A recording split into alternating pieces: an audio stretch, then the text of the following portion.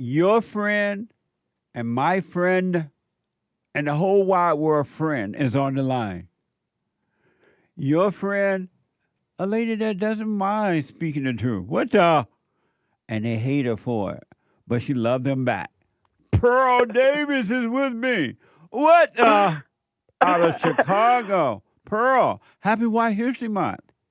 Happy White History Month. What? Oh my gosh, you're so funny. The whole wide world, Fred. That's the best intro I've ever gotten.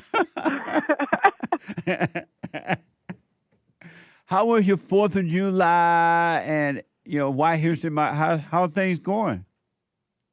Oh, good. I wanted to call you back because I realized you were right about something. And what was that? That moving home would be hell. I told you. Yeah, you did.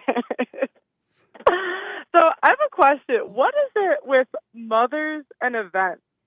Like, what is that? Like, I feel like you've had people call in on the show before where, like, it's like, why do mothers are so into, like, events and family vacations and that sort of stuff? And because like, they're evil. Hell if you don't go. Why? Because they're evil. They're evil and very insecure, and they think controlling the world around them is going to give them a sense of security, and it doesn't work.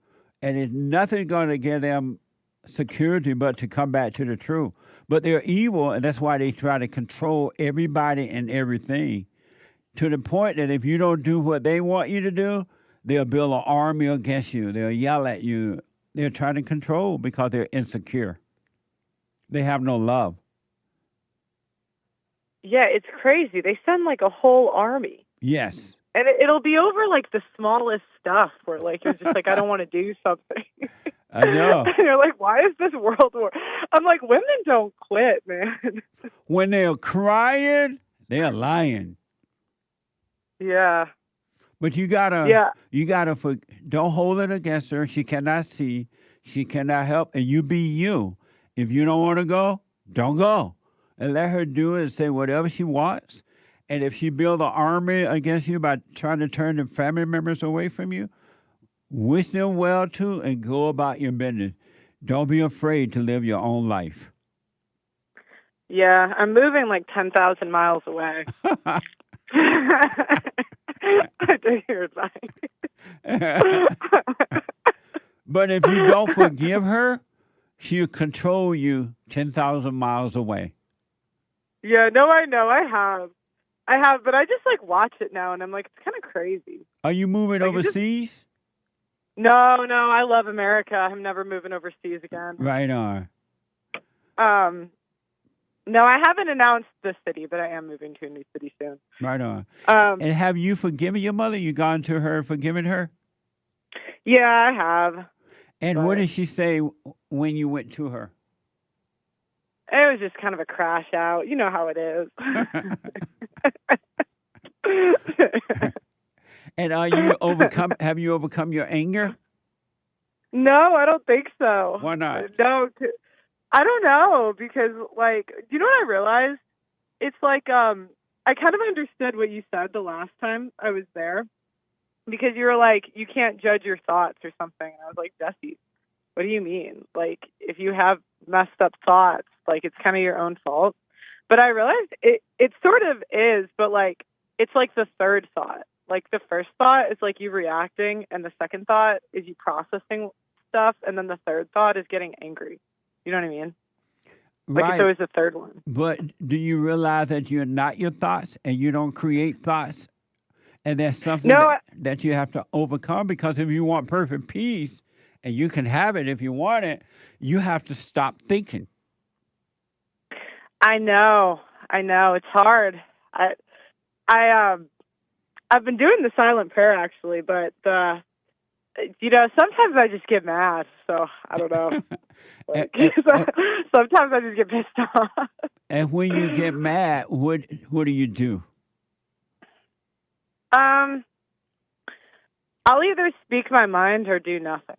Why not do nothing? I usually pick one of the two. Why not always stay quiet and watch the spirit of anger? Don't call it you. So the light can do it for you, can take it away from you. The light, which is the light of God, would take the darkness away if you let him do it. All he Y- want you to do is to see that it's not you. Don't call it you. Don't react to it. Lay your weapons down, and he will remove the spirit evil of anger away from you. Why not do it that way?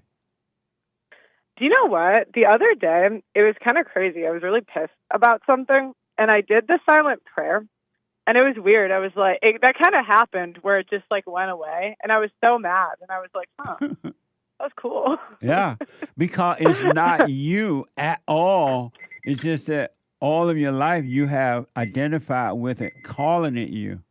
It was never you. So if you let the light take it away, it will. I promise you that. And you would deal with situations. Situations will happen, but it will not affect you at all. You deal with it, but you won't be affected by it at all. But you got to Yeah, stop overreacting to anger. Don't call it you. Just see it. I know, Jesse, but these women, they don't quit. Right, but that's on You'll them, be though. like, walking away in silence, and they'll just be going. They'll follow you. You're like, leave it go. but You ever that's meet a scorned woman? They do not quit. but Go ahead, that's sorry, their Jesse. that's Yeah, I their know. life, and it has nothing to do with you. You know what I mean? Let other people live in their hell. Don't be mad at them because they love their misery, and you just live your life. You be the light. Yeah.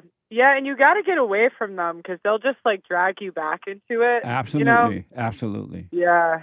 So Th- I was like, 10,000 miles. That seems good. Yeah, I don't know how far it is, but it's far. right on. But um, you gotta drop the anger though, because yeah, you'll I just know. think about your mother, and if you're angry, you think about it, and it will control you. So we gotta drop The the anger. Yeah. The other thing I was going to tell you that I thought you were right about, or maybe, I don't know, I heard you on a show say it when you were talking about like the abortion people and how they're just there to fight, and they have like the pro-life people. Yeah. It's so true. They just want to like argue. Like like they just I don't know, like it's almost like they're identifying with the cause and they need like an identity from it. Even if you could argue it's like a good cause, I feel like most like of them are there to like fight. You know what I mean? 100%. That's all they are no different than the pro life is no different than the anti life, and they all meet together and two devils fight. And they feel good about the fight because it feeds their egos, and they lie to themselves and say that they're doing something good. But it's not nothing good. Nothing good comes from it. It just makes them feel good. But Oh yeah. feeling good is You not can't. good. Yeah, you can't stop these women from killing their kids. That's right. You can't. Yeah. Oh my God, you can't. And I used to debate that topic all the time, and then one day I was just like, they win, man. I know.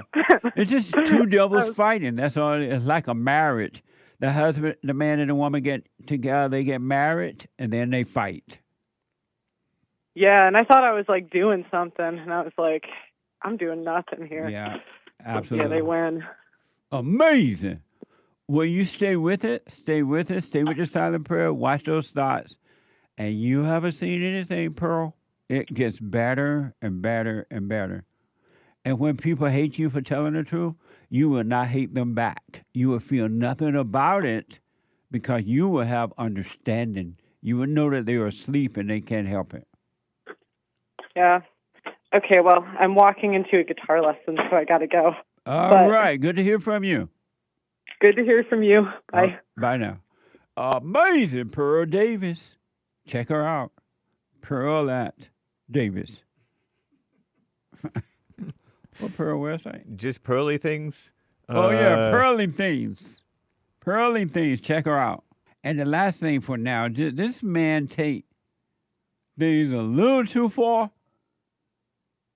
Or was he right? From X, a customer goes off on a Popeyes employees. Not Popeyes. No, they had the best biscuits. Well, I haven't gone there in years, so I don't know how the food is now. But Popeye used to have some of the best biscuits and chicken with honey. Oh my God. Not George Lord.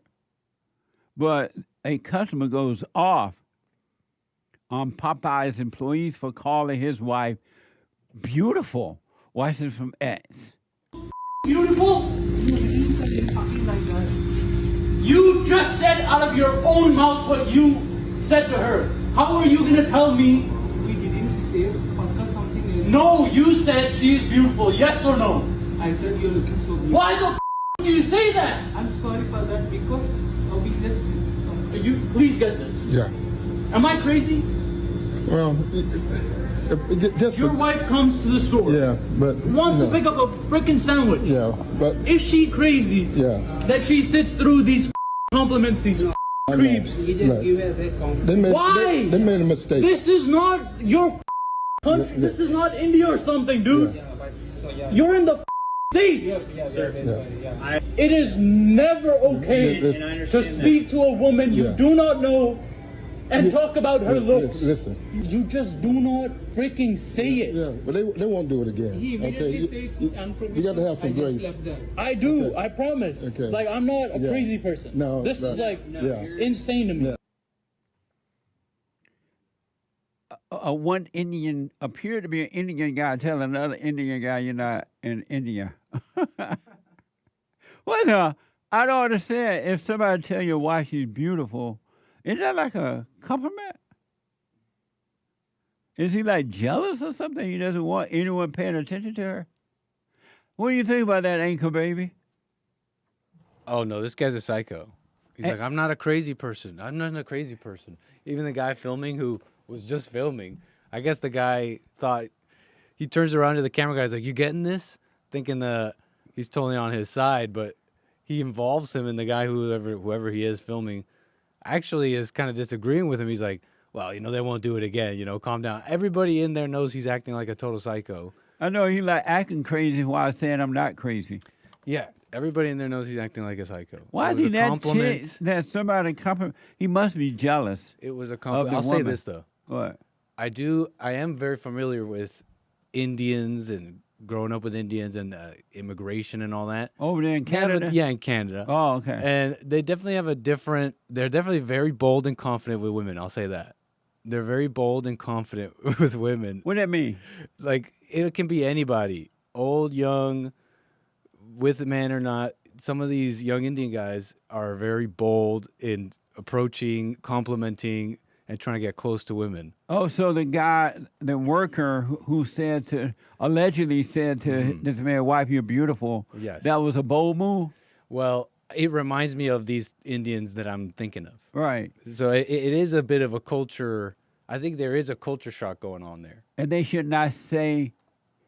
Not necessarily. I'm Indi- not saying they shouldn't compliment I know, people but at the all. Indian men know not to tell an Indian woman she's beautiful, or man, wife is beautiful. She's beautiful. Ask your question again. So, are you saying that in India, the men know not to tell another man's wife she's beautiful? Are you saying that? I'm saying that in India, and the Indians that I was familiar with growing up in Canada Right. are very pushy and bold with women and strange women they don't know. And is that a bad thing? It can be maybe I'll say this. I don't know if it's necessarily a bad thing because all sorts of people approach people, right? But I'll say that maybe it is a bit of a culture shock. I'll say that it is different to people. That there's a different decorum in when approaching people, talking to people. So I'll say it's a bit of a culture shock in how they do it. They do it differently. They have different Amazing. standards for how bold and pushy they'll be with strangers. Interesting. Yeah. What a mess! Talk about anger. So, some of you might be aware that in my country, America, the great white hope, Donald Trump, and they call him king. What manner of man is this? They even have king rallies around the country to worship the king. Though they're mad at the king, they love the king. They call Donald Trump king. King Rally, they say. And it's not that Donald Trump call himself king. They call him king. What manner of man is this? The world obeys him. Well, they've been, you know how the recent administrations, Biden, Obama, and others, allow illegal aliens to come into our country by the drove. And they'll partying it up, having fun. Thank you, Mr. Biden. Thank you, Joe Biden. They had T-shirts that said, thank you, Joe Biden. Well, now that Joe Biden is not there any longer, the great white hope is cleaning house, sending them back to wherever they came from. And they're out across the country at car washes, these little hangout places where they hang out for day labor work.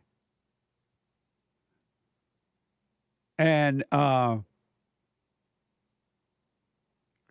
collecting them and sending them back in spite of the evil people trying to stop them. And they are evil. Fox 11 is reporting ICE agents raided a car wash in West Hollywood on the 4th of July. Born on the 4th of July. I was born on the 4th of July. What an amazing time to do that, right? And they have a lot of these illegal car washes and places like that. And they have bad attitudes, too. You tell them, oh, you didn't get that spot on the car. They get mad. They're not grateful. Watch this from Fox 11. Even on this 4th of July, we saw a continuation of ICE raids today. You should be ashamed of yourself. On the 4th of July? This was an ICE raid at a car wash in West Hollywood. Happened around 11 o'clock in the morning on this 4th of July. Multiple vehicles pulled up to Santa Palm Car Wash on Santa Monica Boulevard. Witnesses say 4 people were taken into custody. The car wash manager said they have worked at that car wash for years. It's actions like that that had demonstrators flooding the streets across L.A., protesting what they see as a lack of independence in America. Amazing, huh? What manner of man is this? On the 4th of July, some stupid female, on the 4th of July, people work on the 4th of July. Some people work on the 4th of July, too. And here are more information about the immigration raid in downtown L.A. from Fox 11.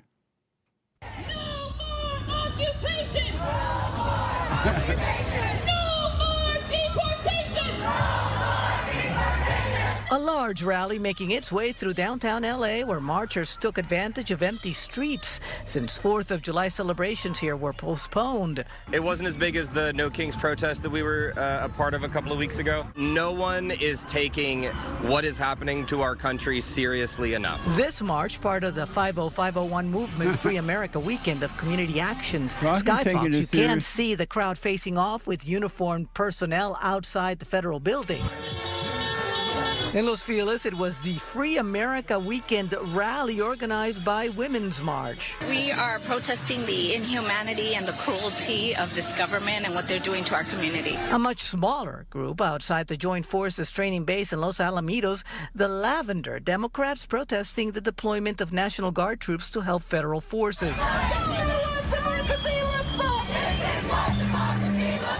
This can't be America. This is not the new normal. The point of my shirt is that we are all immigrants, no matter where we live. Amazing. So if you don't want to occupy America, leave. That's all you got to do. Let the doorknob hit you where God split you. Bye. And you know what? Now that the big, beautiful bill has passed, was passed, you're going to see more ICE people on the streets protecting America. America first. Amazing, huh? These people are not true Americans, those who are fighting against us. And they don't even know why they're out there. Somebody paying them to do that, and then the other ones are following them. They have the greenhouse effect. They're dry and lost and dead. Barely breathing. Still alive, but barely breathing. They live in the greenhouse. And take a load of this. According to Al Jazeera, over 1 million Americans now call Mexico home. But in Mexico City, the arrival of many U.S. migrants is fueling tension. Watch this from Al Jazeera. These protesters in Mexico City say cross-border migration is changing their country's capital for the worse. Over the last decade, an influx of mostly American so-called digital nomads have moved here to work remotely and also enjoy a cheaper cost of living. Protesters say the newcomers have driven up rents beyond the reach of locals. If they're going to live in a country, they have to contribute to that country. The first and simplest issue is legal migration. They come here with visas or no visas, and still the change in purchasing power generates these problems of gentrification and displacement. I'm here because gentrification is just one more step towards colonization, dispossession, and the exploitation of our resources. Right now it's about the people, but it won't be long before they run out of oil, water, or lithium in other countries and come and take them from us. The activists are upset that rent has risen to 47%. Why is this? Many Americans in Mexico are able to still receive high salaries in dollars from U.S. companies by working on laptops from their apartments. The government is directing its public policies towards people with higher purchasing power, often illegally displacing local populations who have lived in these neighborhoods for 40, 50, and we have even documented cases of up to 60 years. In 5 years, rents have increased by 47%. This is violent for the local population. We are debating whether to pay for electricity, water, or food. Of course, we choose to eat. Some activists blame Mexico's government for encouraging them. However, there's no simple fix. Imposing tougher visa restrictions on Americans could worsen relations with the U.S. Mexican citizens in the U.S. also send billions of dollars in remittances back to their families in Mexico. In a world where travel and communication are faster and easier than ever, these two nations are finding it harder to have neighborly relations. What a mess. Hey, break that down. I don't understand. So are the Mexicans in Mexico mad because we're sending their people back home? And that's what this is all about? No, we're sending full-blown, well, we're not sending, but full-blown Americans are moving to Mexico City. Right, but they've been living there for a long time. No, the Mexican natives have been living there a long time. Oh. In those neighborhoods, and they're all poor. It's kind of like blacks living in poor black neighborhoods. Uh-huh. You know, black grandmas. But then the black grandmas can't afford to stay there because all these whites are moving in. And now there's these Mexican grandmas who are living down there in Mexico. All these whites are moving in, working from their laptops, making all kinds of money. Rent is going up, and so the Mexican natives can't afford rent in their own neighborhoods. But they didn't know that before now? They've known. It's become more and more of a problem to them. One thing about white people, they go to a location and make it beautiful, and the rent goes up. Uh-huh. That's why I'm going, that first truckload of space load of plane going up there to outer space, when Elon Musk getting rich, I'm going on that first load and buy some land. And that communist guy, he looked communist to me, and he was using communist language. Oh, he was? called it violence. This is violence. That whites are moving in, and they're all rich, and we can't afford our stuff anymore. How come white people are the only one that knows how to make things better? That is interesting to me. Yeah. I was thinking over the weekend, what is it about white people that other races don't seem to have? It's just not there. Even if we pretended that they have, they don't have it. What is it? White people show up on time. They get the job done. They make sure that if you're having an event, by the time for the event to happen is already. They don't come in the last minute strolling in like a slave. What is the hate that white people have that other races don't have? I don't know, preparation. Am I A go-getter mentality. Am I exaggerating this? Not really. No? No. There's Asians who sort of make it happen. They do sort of make it happen. Asians do? They sort of copy, though. It's not exactly the same. What is it, Nick, Anchor Baby, that white people have that other races don't seem to have, that white people seem to make things happen? They went over to Mexico, and they done made it beautiful, and the rent went up. And now the Mexicans are mad, like the blacks are mad in the hood. Well, that's just... And they call it gentrification. That's just mere disruption, That's just high people with money moving into a place because of convenience, because it works out. So people make it about all these other things, like, but that's all it is. But white people do more than just move in. They make it nice, and making it a nice, safe area to live. Rent goes up, and it's difficult for the poor people to come in. I mean, when you do things right, it can only get better. But how come white people are the only one that seem to do that? That's a good question. And the answer? Question. I don't know. You don't. Hey, you're one of them. Am I? On some ways, yeah. You are. You work hard. You're on time. You're always there. You get it done. What is it that white people have that people of color don't have? Not just the blacks. Right. People I know of color, that period. Hispanics are. I talked with this one gal recently in the last few months, and she made the point that black and Hispanic people don't make an area nice. They make it not nice. Well, of course not. Yeah. But that's what I'm trying to figure out why. The white people gave up South Africa to the blacks. Mm-hmm. And they went to hell and a handbasket really fast. And the white people went out into the farmland and they started building there, making it nice overnight.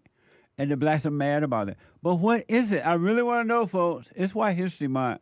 What is it that white people have that other races seem not to have? Well, there's the discipline angle. Because now and then you'll find a black or a Hispanic who acts sort of white in that they are disciplined. Right. Maybe they've been into the military or whatever.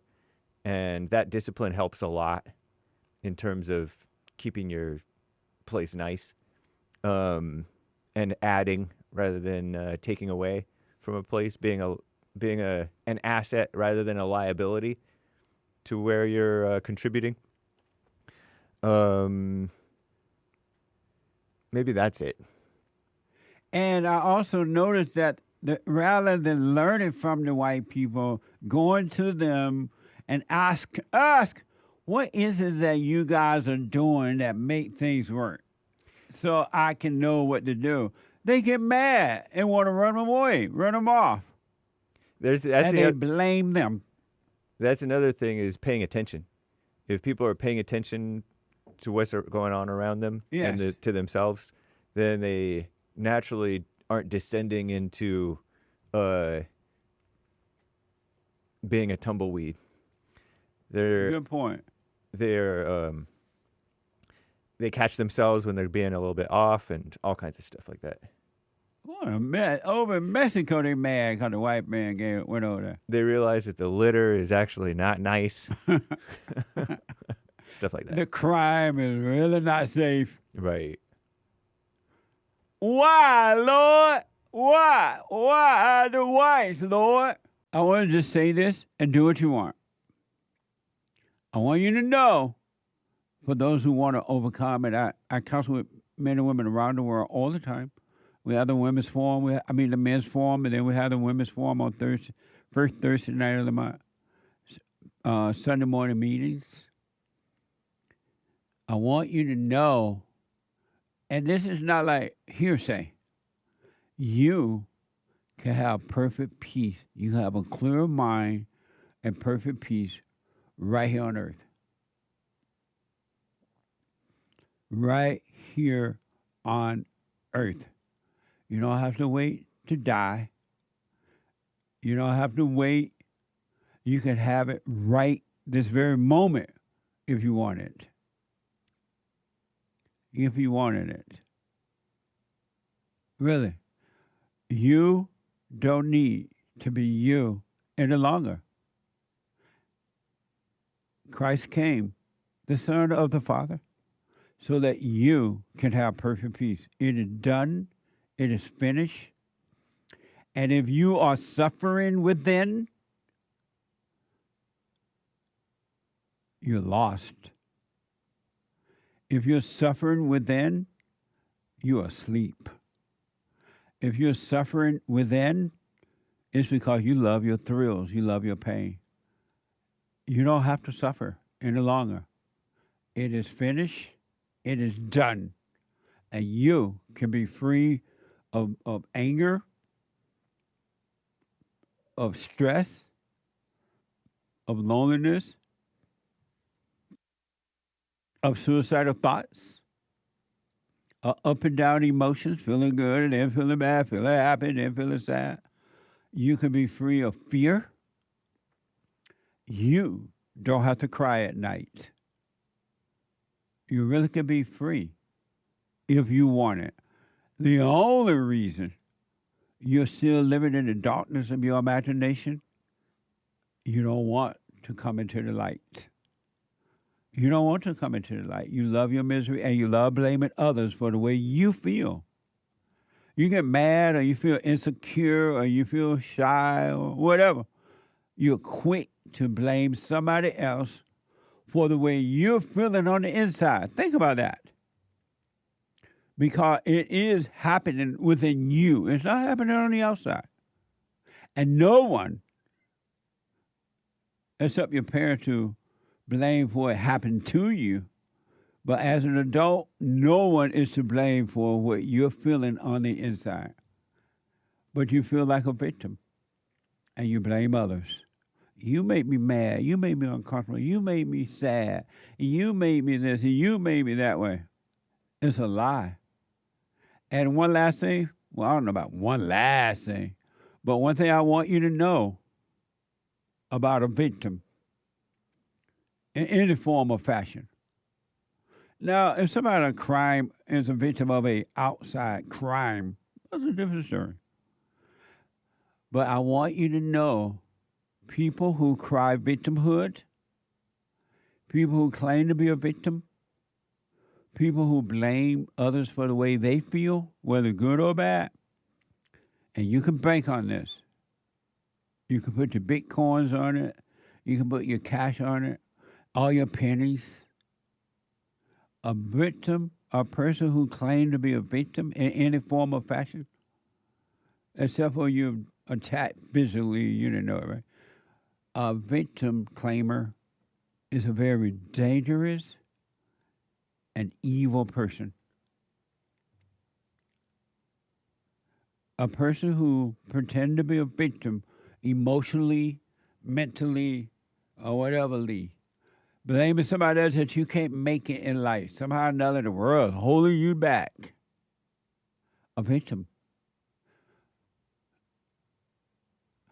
If you pay attention to what's going on in you, you're going to understand what I mean when I say a person who claimed to be a victim is a very evil distrustworthy, vicious person, man or woman, male or female, and they cannot be trusted. Pay attention to the people around you who pretend to be victims. Look at how they treat themselves and others. And look at how they treat you the moment their thought make them feel that somehow or another you hurt their feelings. Or somehow or another you did this or that. A victim? And I didn't know this before. It's just really becoming clear to me over the years.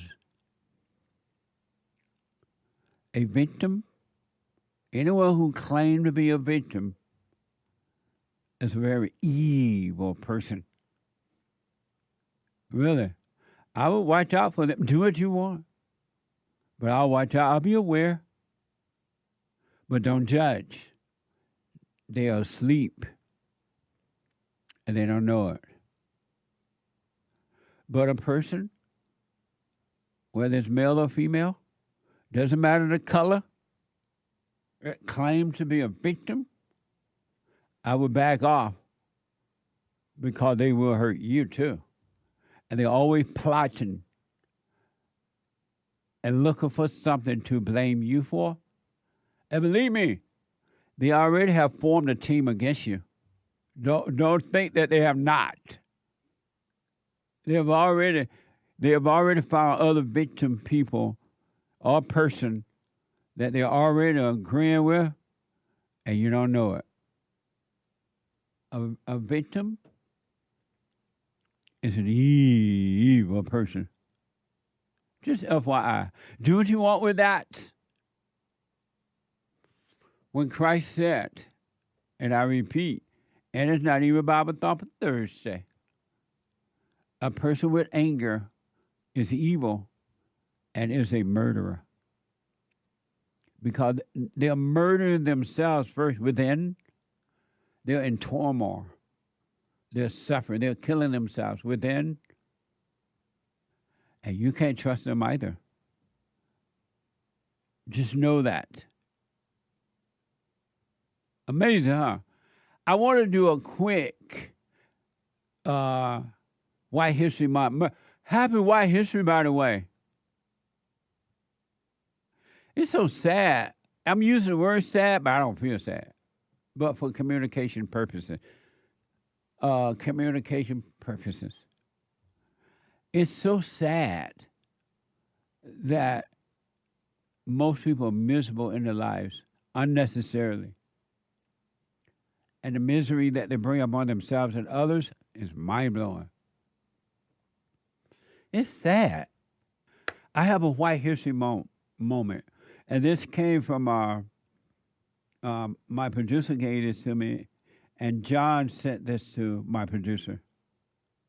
Am I right there? John did this, right? John sent this. I'm talking to my producer in my headset. And I'm like, yes! What a perfect person to present as a White History moment than Rush Limbaugh. I didn't know Rush's middle name was Hudson until today in the meeting. Rush Hudson Limbaugh III. Shout out to David Limbaugh too, Rush's brother. Shout out to David. Hey, David. Rush Hudson Limbaugh III, a radio's greatest of all time, and America anchorman, radio greatest of all time, an American anchorman, revolutionized the media industry. And I do remember that. Rush had a major impact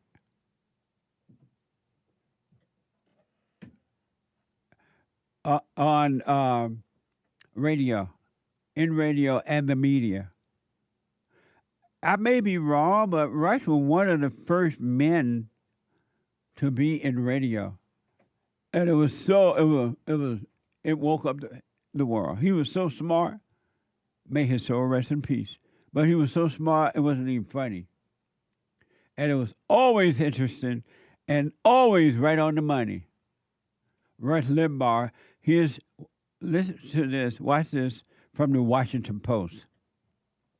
Freedom is killed off by people claiming that the greater good or the general will or the betterment of the community requires speech patrol. Rush Limbaugh called himself America's anchorman and a doctor of democracy. He was a conservative on-air personality whose bombastic presence made his radio show one of the most popular in history. He said a number of things that people didn't say on the airwaves, but might have said in the dark of night in the privacy of their homes. The Rush Limbaugh Show became nationally syndicated in 1988 and is often credited with saving AM radio and leading Republican politics into a new era. Limbaugh was known for his controversial statements, be them about politics, women, or minorities. His relentless bashing of liberals helped shape a generation of conservative politicians. It was amazing. And the liberals hated Rush. They hated him. Here are a few things Rush Limbaugh was criticized for saying. Watch this. You've also been called arrogant and pompous. Well, I call it confidence. And you can certainly argue with the things he said as to whether you agree with them or whether they were proper for public consumption. He once said Michael J. Fox was exaggerating his Parkinson's disease. He is moving all around and shaking, and it's purely an act. He pushed the baseless birther conspiracy theory about Barack Obama. He made race-related comments about then Philadelphia Eagles quarterback Donovan McNabb. I'm sorry to say this, I don't think he's been that good from the get-go. I think the media has been very desirous that a black quarterback do well. Which ultimately forced Limbaugh's resignation as a commentator on ESPN's Sunday NFL Countdown. In 2015, Limbaugh attacked Georgetown University law student Sandra Fluke.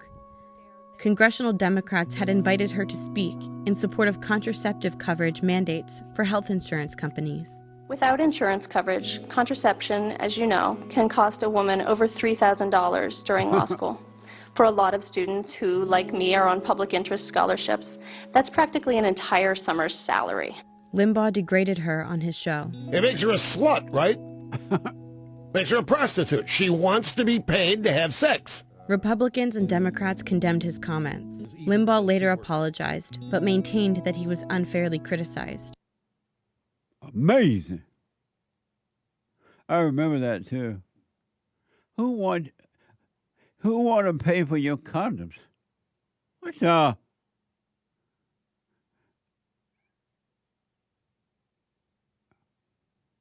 Some of you may remember Trump awarded Limbaugh with the Medal of Freedom during his 2020 State of the Union address.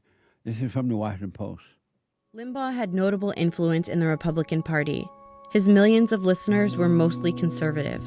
Before Trump's presidency, Limbaugh was known for holding conservative elected officials to hard lines on issues such as immigration, government spending, and denial of global warming. Trump surprised Limbaugh at his...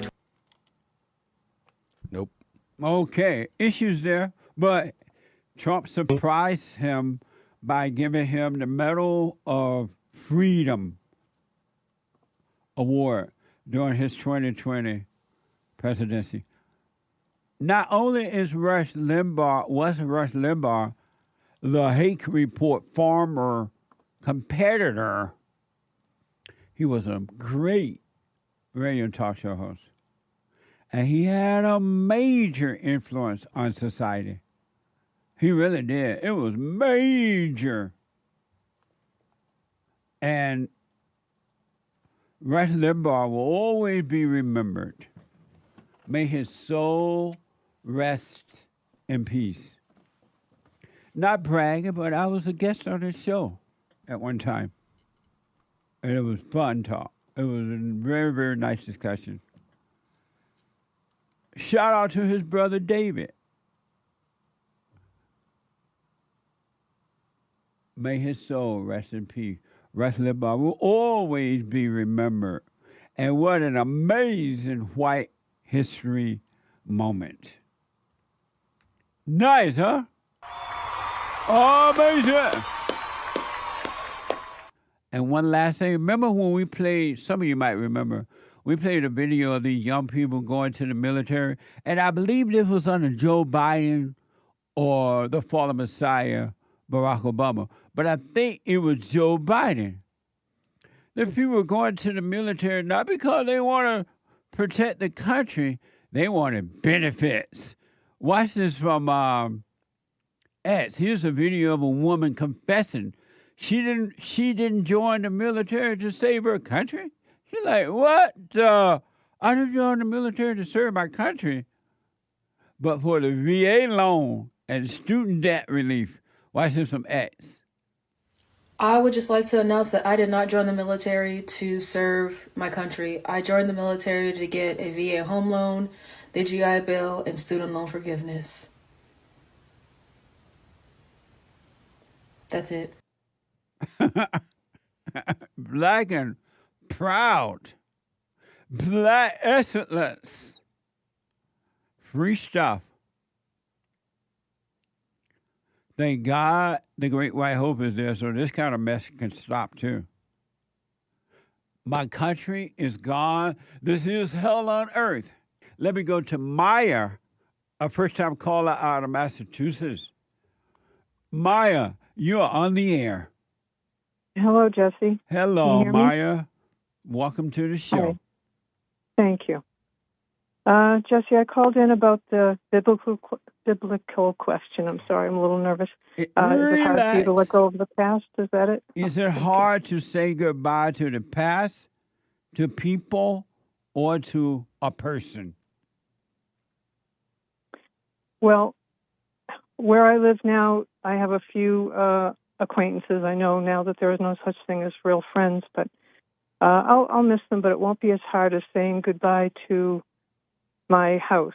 I have recently found out that I have to sell my house, and I've been doing the silent prayer, and I see how weak and attached I am emotionally to my house, which I now have to sell. I feel like the rug has been pulled out from under me. The not me is having a fit. I know it's not me, but it certainly feels like me. So much so that my body is shaking. I can't sleep, etc. I'm a mess. I've been here 23 years. I'm so afraid to let go of the wheel, as Joelle used to say, and let God take over because, part of me desperately wants to think that I can control this situation. I grew up in a crowded city, and I finally was able to move to the country. I've been here for 23 years, and it's beautiful here. It's semi-rural, a lot of nature. I have no neighbors. It's just beautiful. And now I have to move back to a noisy, crowded city apartment, and I'm just freaking out. So, do you have any advice for me? Yes. Besides suffer and die? Oh, that is the best advice. But let me ask. So right now you live in the countryside, right? Yes. And you got to go back to the city. Are you able to say why you have to sell your house? It's a very long story. Oh, but I'm starting to have health problems. I'm getting older. I think it's time to go into a senior living place, and I dread that. And why do you I don't feel dread like it? a senior. Well, as I said, it's in the city. I'm going to have neighbors on the other side of the wall. It's probably going to be mostly gossipy old women that, mind everybody's business because they have nothing else to do. Instead of looking out on the river and a state park and having no neighbors and trees and a half acre that I have here and water views, I'll be looking out on a parking lot. And where is your peace coming from, all that, or is it coming from within? Well, that's what I mean when when I do the silent prayer, I'm starting to realize that I'm getting my peace and my identity and everything from this place. And when I move, I'm just filled with fear, Jesse. So then your peace is not coming from within. Why do you have fear? Have you dropped your anger?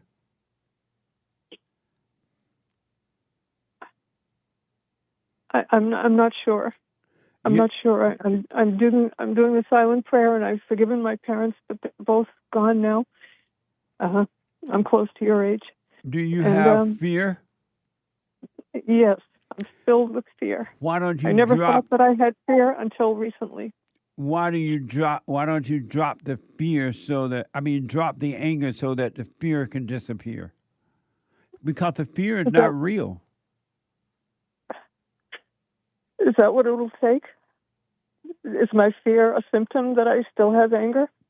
The fear is that you believe that fear is real, and now fear is preventing you from moving to the next point in life. You don't know what's going to happen when you get to where you're going. If you didn't have fear, you would have a wait-and-see attitude rather than what if, and this is going to happen, and that. You don't know what's going to happen, but you have fear, and so you're listening to evil, and you're believing that instead of have a wait-and-see attitude. I know you're 100% right. I know you are.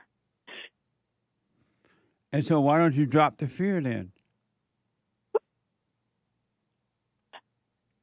I don't know why. I'm going to have to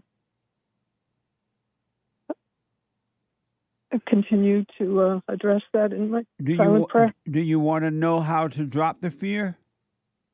Yes. Have a way to see. You know what? My situation now, this situation outside of me, I got to move. I have for now moved back to the city. I'm going to have a way to see instead of assuming what may happen rather than wait and see it.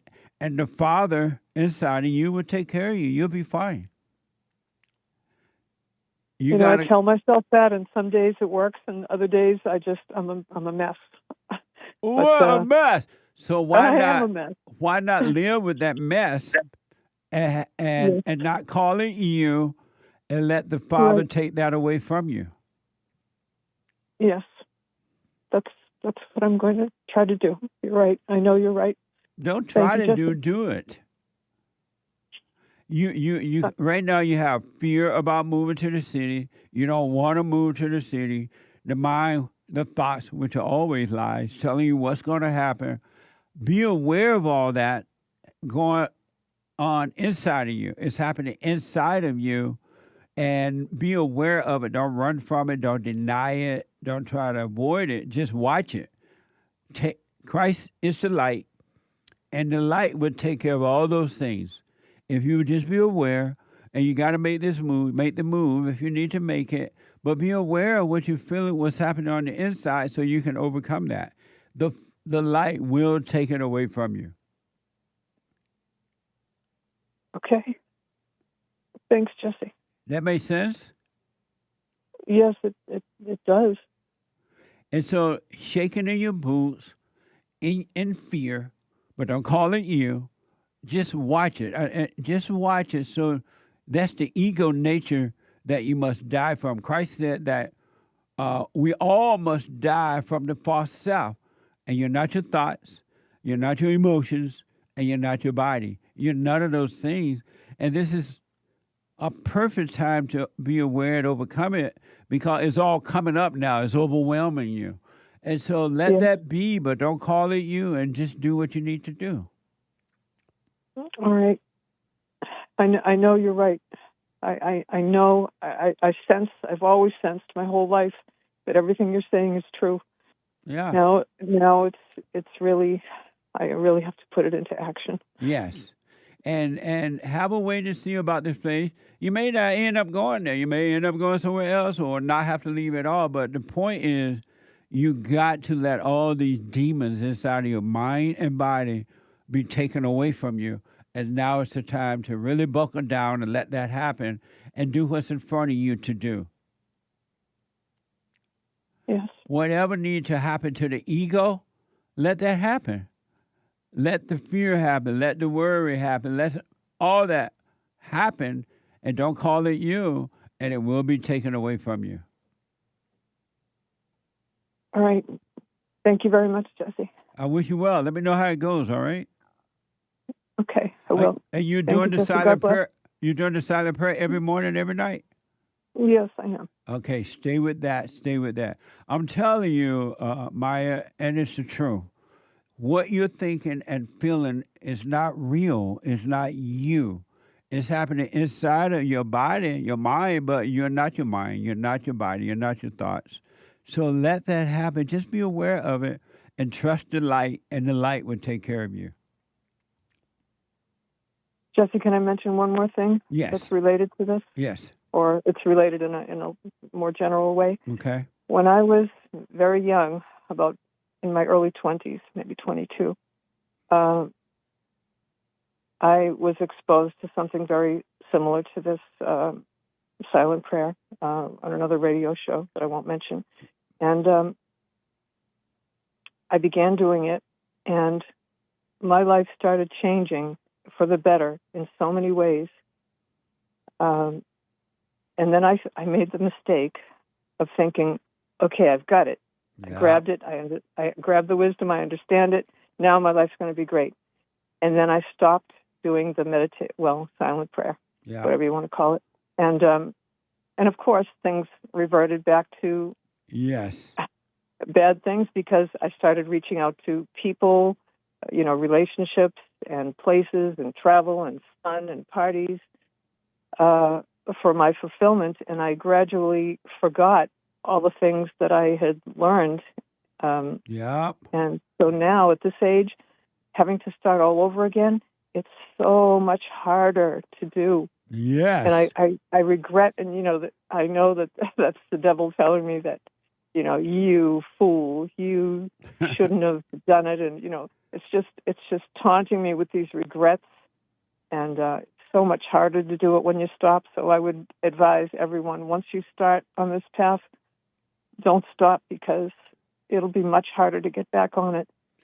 That's why I tell people, if you're not ready to see this all the way through, don't start the prayer, don't start anything, because once you start and then you fall back, you stop, the hell that you're falling back into is worse than the hell that you are overcoming. And people do that, and I've seen people do it, and they're miserable now.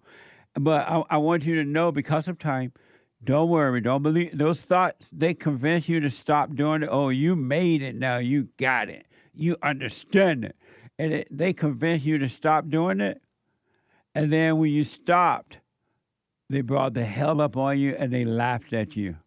They laughed because you listened to hell. But listen, don't worry about that. Just go back to it and be aware, and you'll be fine. Thank you, Jesse. Love you. I love you too, and I wish you well. Thank you very much. All right. Bye now. Bye. Bye. Bye. Let me go to first-time caller out of Oakland, California, David. David, happy White History Month. How you doing? All is well. You're on the air. Happy White History Month, David. Man, I can't wish you nothing like that. Why not? What? I can't wish you nothing like that. Why not? Because I can't. But why not, though? Why not? Because it's all year round. It's 365 days. All of a sudden, you're going to reduce it to a month. And how is it all year round? America was built, like you said. Who do you say built America? Who do you hear me say built it? Huh? Who have you heard me say built America? You said whites built America, right? But what does that have to do with July? Okay, then, if whites built America, then they have history 365 days a year. How is that? Not just in July. How is that? What you mean, how is that? Give me something that's proved that year-round is white history. I just told you. No, And we said know it. that. If you said white people built this country by themselves, then the history is all theirs. But I don't know what you mean. If they built it, but give me. If they built this country by themselves, then how can you reduce white history to 1 month? So are you saying? So the first, let me ask: is it true that white men founded and built the greatest country in the world with the help of God? Is that true? No, they stole it. Stole it from whom? And then they used slave labor to get wealth off of it. They stole it from whom? From the Native Americans that was here. But they never did own it. How can they steal something they don't own? What you mean they didn't own it? Now how do they own it now? The Indian didn't own America. Yeah, they did. How they own lived it? here. What? They lived here. Just because they live here doesn't mean they own it. Oh, okay. So that means the house that you live in, you don't own? I'll pay for that, yes. I own it, but the Indian one paid for Okay, anything. then. What are you talking about? The Indians were just sitting around smoking peyote. So what? So what? It was their country. They can do whatever they want to. And they were living out in the woods. I don't care. But listen. You come from another country. You come from another country, and you take somebody else's land, and then you try to kill them off. What? And build we didn't try to kill them all. We gave them What you mean we? Who is we? We gave them casinos. You wasn't there? Listen. You wasn't there? What you talking about we? We told them to go over in the corner and build casinos and shut up. Yeah, right. But give me, Get because here, of time, give me an example of white history all year. I mean, I can't give you like one specific one. Right, because it's not true. White history is not happening in 24 hours. Yes, it is. 365 Yes, days. you know it is. Well, give me an stop. example of it then. Huh? If you can, you can hear. Stop. Give me Stop. an example of it. Give you an example of it. Yeah. Let me see. I can't give you a specific example of it. And you know why? Why? Because white history isn't all year round. Yes, it is. No, it's just in July.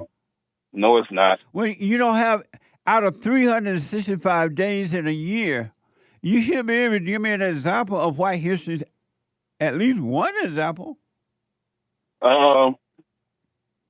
Independence Day. That's in July, man. All right, that's one day. No, that's one example. You didn't say 1 month. You said just give you an example. We're celebrating July, but you said that it's all.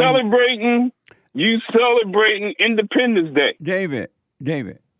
Right. Because of time, you say White History Month is 365 days in a year. But other than July, you can't name any other time. You said name me one specific thing. David, I got to run. Name every day. I got to run because we're going back and forth. Okay. Call me again, all right? All right. All right, buddy. Avery is out of Texas. Avery, you are on the air. Hey, how you doing, Jesse? All is well, Avery. I wanted to ask you, you having a good day, first of all? Yes, I am, man. How about you? Yeah, I am. I wanted to ask you... Are you on a speaker or something? Let me put that down. Were you on a speaker? Yeah, I was. Can you hear me better? Yeah, did he tell you not to be on a speaker? Yeah, he did. And why you do it anyway? My bad. So... All right. You voted for Trump this year, right? I mean, last year, right? 2 years ago. The Great White Hope. And I'm going to vote Nuthin when he run again. Hold on. Can you stop calling him that? Because it seems like when you call him that you kind of like worship him. They call him king. They call him daddy. And I call Who calls him king? And I call him the Great White Hope. You're the only person that calls him the Great White Hope. But to my question, right? You know that? Did you ask me who called him king? Yeah, who calls him king? They if you notice, they've been having rallies around the country, and they are calling Donald Trump king. Yeah, stupid people. Is that true or not? Yeah, stupid people. Have they been having rally calling him king? stupid people. No. I'm asking you, have they been having these rallies calling him king? Yes, but they've been stupid people. And why? Because you call a London man a king. Like what's up with that, Jesse? Oh, amazing. But to my question, right? Okay. I don't know if you've seen like, a significant change in how Trump has run the country compared to the first time, right? Yeah, it's amazing. I love it. No, it's not. No, it is not. What's wrong with what he's doing now? Well, first of all, you can see that he is a rhino compared to what he was at the beginning. I think I've seen like one thing where he made like his own Bible and stuff like that. He made what now? He made his own Bible. And you know Bruce Jenner, right? He made his own what? I think he made his own Bible. Trump made his own Bible? Yes, sir. What do you mean by that? I'm not aware of that. Are you on? He You're not made, on speaker or anything, right? No, I'm not on speaker. I said he made his own Bible. He made his own Bible. Well, how did he make his own Bible? He wrote down and said the Bible of Trump. Come back to the phone, man. He wrote it down into the Bible of Trump. He wrote down into the Bible of Trump? Yes. Well, I don't know. I'm not saying it didn't happen. I just don't know what you're talking about. Right. One of your producers can look it up. He wrote his own Bible and tried to present it like it was the Word of God. Are you aware of that, Nick? Say that again. Trump made his own Bible and presented it like it was the Word of God. When did he do that? Last year or 2 years ago. He made a Bible called the Word of God? Yes. Yeah, I kind of remember that, but I don't know exactly how he's saying. Like, is it its own translation? The God Bless the USA Bible, the one he released. Are you saying it's its own translation? Right. And I'm just saying, if James you're is a saying man it's of God, just the Jesse, I King can James tell, Bible, so though. you shouldn't be following him. It's just a I don't think you really know. I don't think you actually even know what the God Bless the USA Bible is. You think I don't know what? It's just a King James Bible. No, it's not. You cannot change nothing in the Bible. Once you do, then you are blasphemous. He's not listening, and Jesse. if y'all say what y'all is, then y'all shouldn't But be they supporting change every time down through the years. Every time they rewrite the Bible, they change the Bible. The Bible has always been changed. It's always been changed. And so you don't even know. Wrong. So why? You don't even know what the original Bible is at all, and that's why people are suffering because they don't know what the real truth is. I ain't saying be no Bible thumper Christian. You know what I'm saying? I don't even read it like that. I'm just saying like you cannot change the Word of God and then. But they change the Bible all the time. Every time they rewrite the Bible, they change the Bible. That don't make it right. I didn't say it made it right. You're saying they can't do it. I'm telling you they are doing it. Right. So I'm just saying, like, you say Trump is the best president, but I'm just saying there's been many more way better than him. Like what? See, now, if I say this, all your viewers going to jump on me. Avery, hold on a minute. Avery. I'm going to let Derek talk to you and get your muffle on your phone. It's not clear. I think he's lying about being off speaker. That's cool. And are you on, and don't be, and you're not on the speaker, right? No, I'm not on speaker. I turned it off. Hold on a minute. Let Derek deal with your phone. I'll come back to you. Let me go to Avery again. Avery, so let's see if your phone working well now. Yeah, you can hear me now? Yes, but you have to speak up and don't get on a speaker or anything. Yes, sir. Okay, go ahead. Okay, so like I said, you know what I'm saying? What is it, Trump? What is it that he is doing now that you don't agree with? I don't agree with like how he handling the immigration stuff. I don't agree with that. What is it that he's doing concerning the immigration illegal alien situation that you don't agree with? Well, for one, they're deporting anyone and anyhow. Second of all, I think they deported a citizen of of America one time. and they had deported him to Guatemala just because he was Hispanic, and they thought he was Hispanic, so they deported him, and that was on the news. But he's And not even handling. what is it about arresting illegal aliens and sending them back to their country? What is wrong about that? That I agree with, but not the way he's doing it. So what way is he doing it that you disagree with? Raiding while they're working. What? Raiding. I said raiding like their houses while they're working. Raiding like, schools and stuff like that. But how else will he pick them up if he don't catch them off guard like that? There's a process to everything, Jesse. And what's that process? It's a process.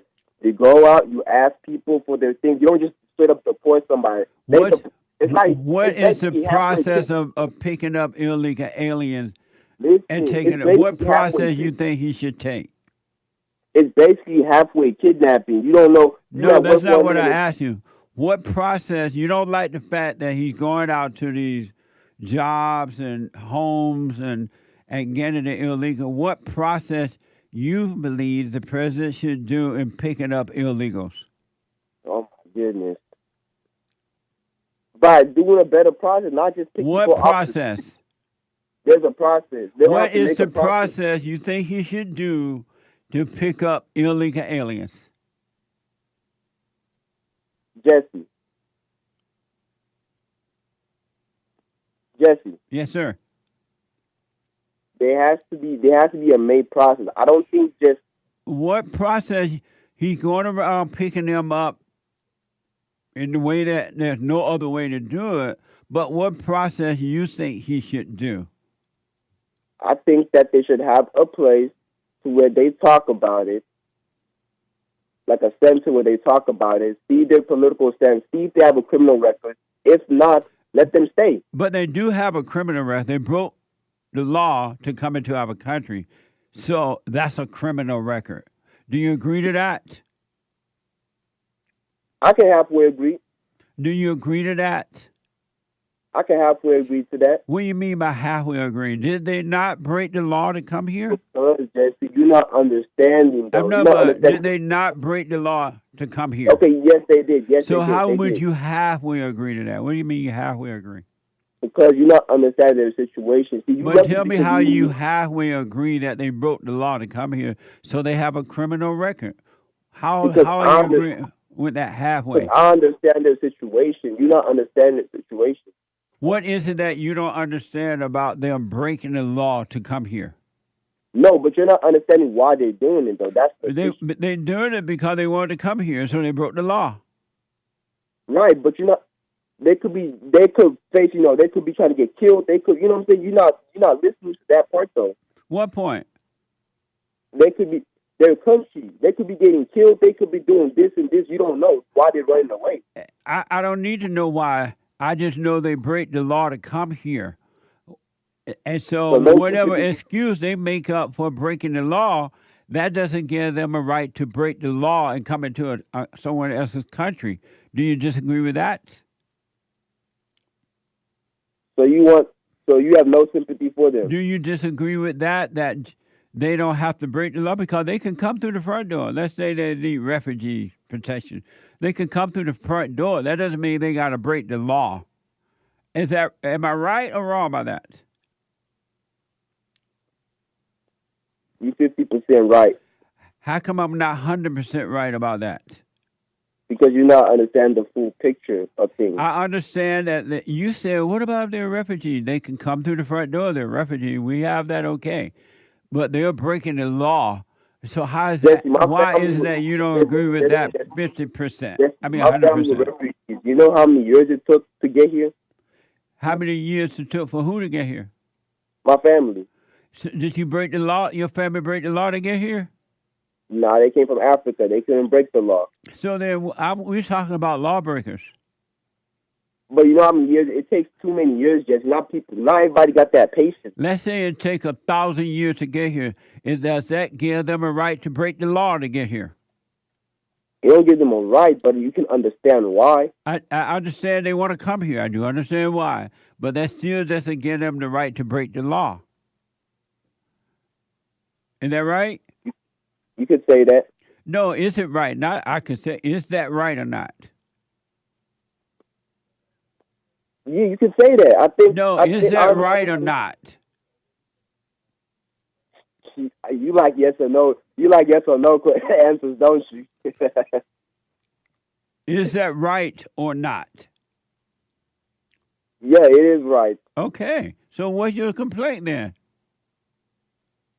Yes, you see, you think everything is black and blue. You know what my complaint was. I don't think everything is black and white.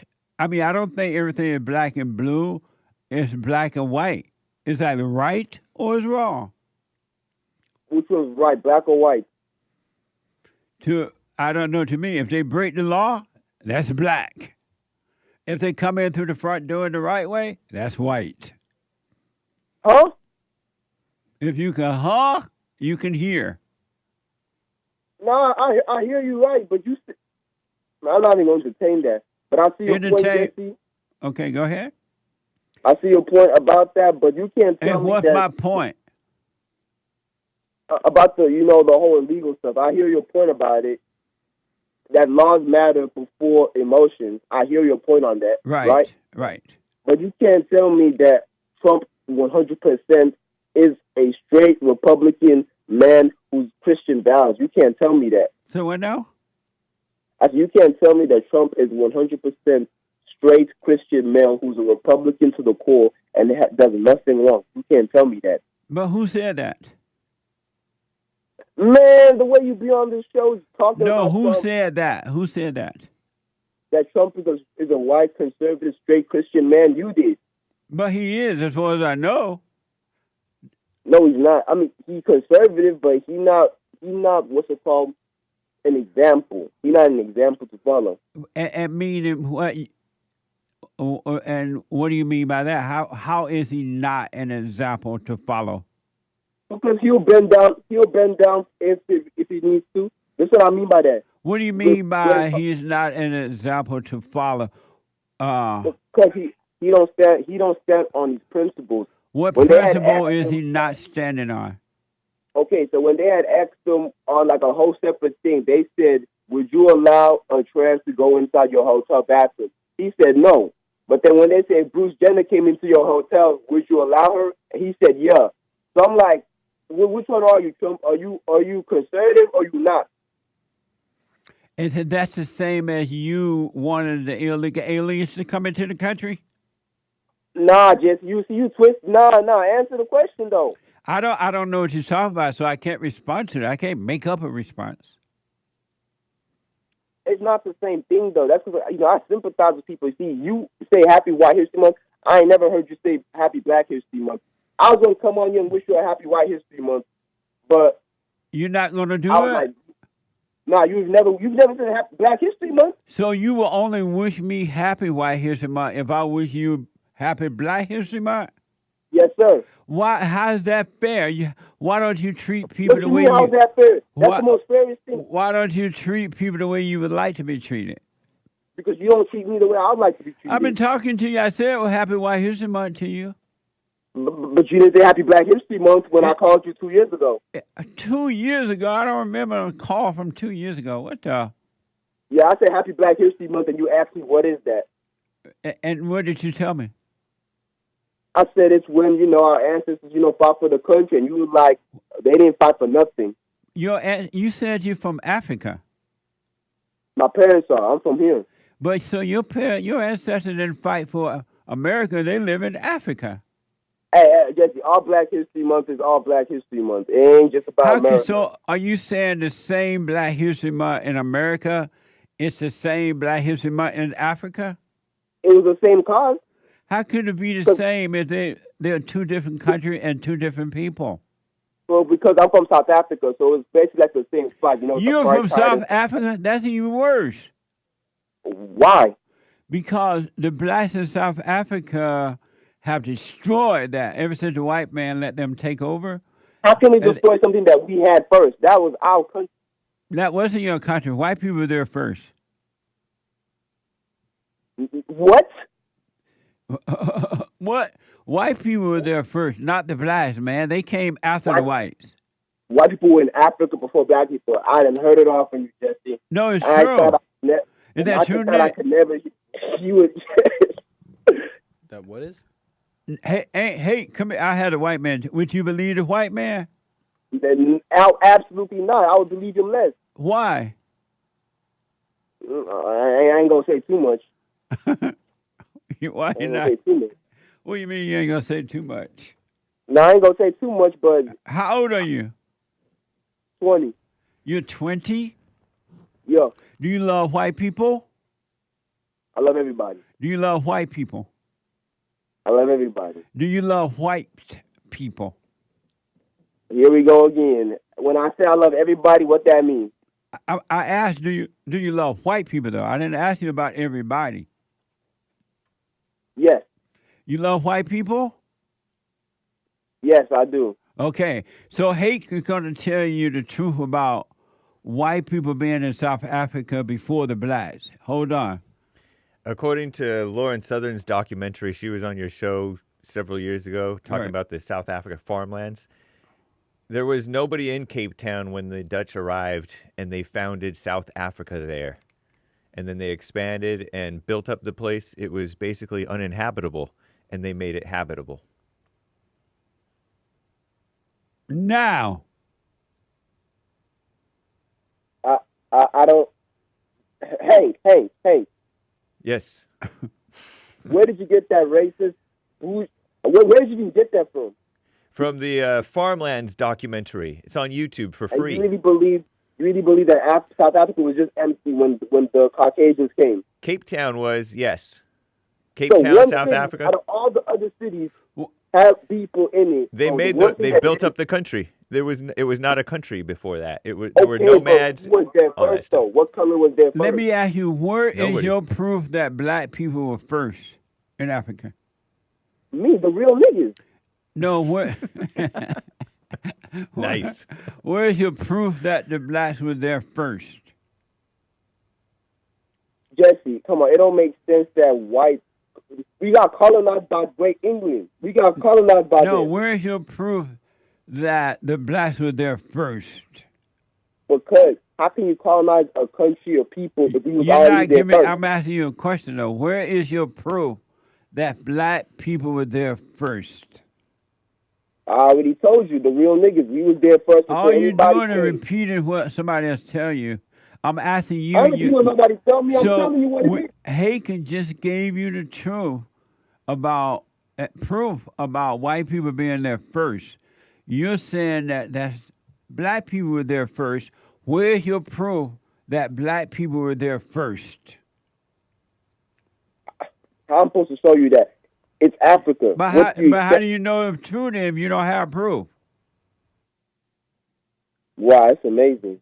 Because now you're trying to tell me whites were there before black. I'm like, come on, man. I'm asking you to give me proof that the black was there first. You have none. I don't got proof. You don't have proof, right? No, I don't got proof. So then how do you know the black was there first then? What language do your parents speak? What language do your parents speak, out of curiosity? Zulu. What's that? Zulu. Zulu? Oh, okay, Yeah. so that's one of the last languages that they even use. But they speak Africa. The whites speak Afrikaans in South Africa. Right. We don't speak that. Why not? They try to force us. They used to beat us if you didn't speak it in school. Right. The whites, they try to force us to speak Afrikaans. It used to be by law. Isn't that smart? To beat us because we don't want to speak this reminds me of slavery. No, it's not smart. For national unity, you should be able to speak the same language.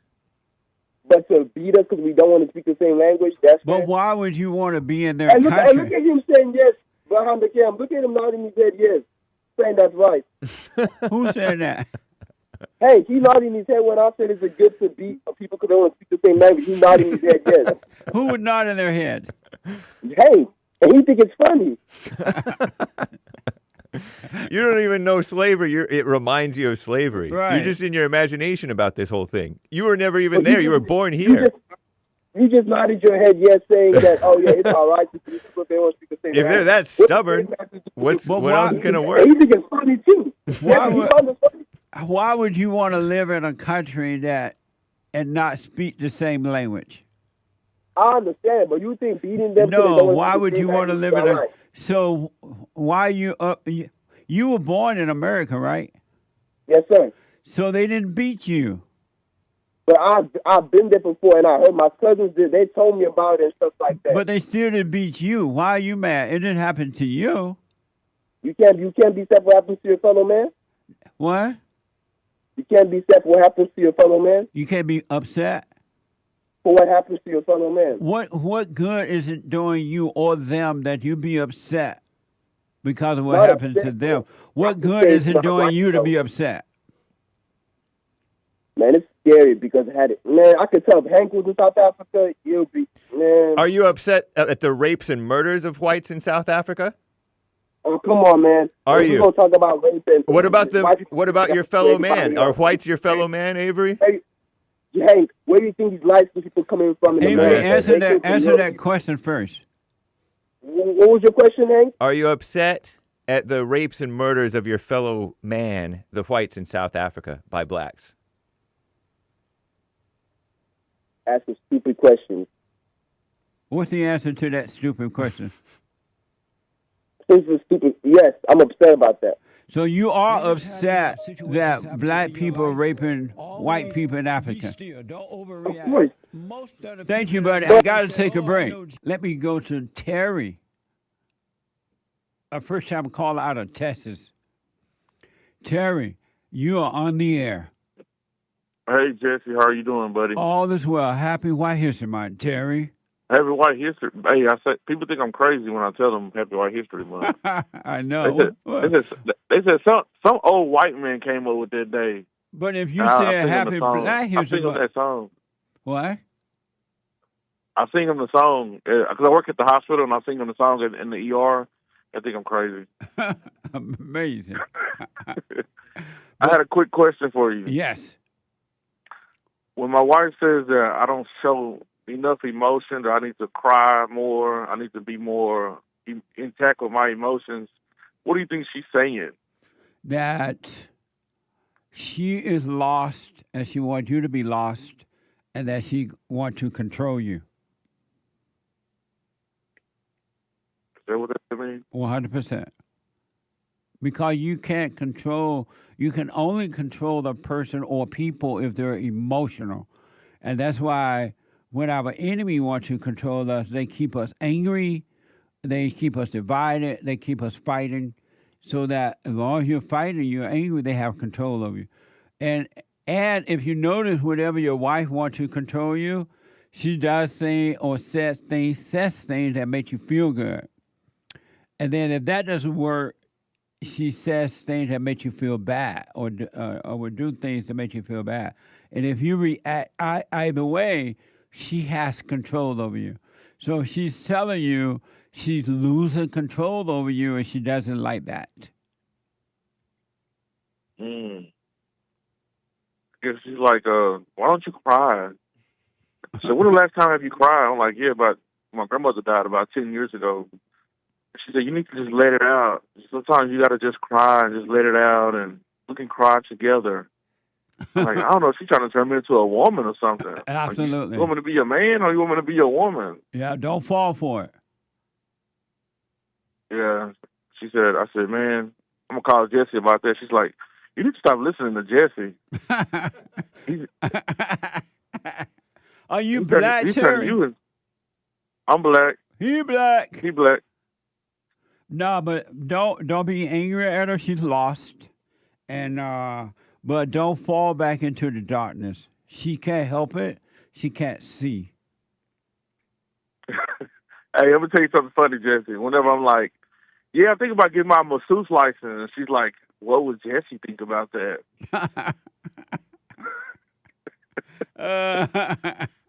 Well, I wish her well. She can't see. Amazing. So I shouldn't worry about my last question. I shouldn't, when she says that I need to be more intact with my emotions, and we should see because she signed me up to talk to this female counselor therapist about emotion control and letting go of emotions. And I told her I don't want to talk to no woman about my emotions. Yeah, that's right. And she says, you need to be more intact. You should talk to this therapist. $80 an hour, Jesse. Wow. So cancel it. Go ahead. You think I should cancel my appointment? Are you even considering talking to a woman about your issue? Every time I have, man, it didn't go good for me.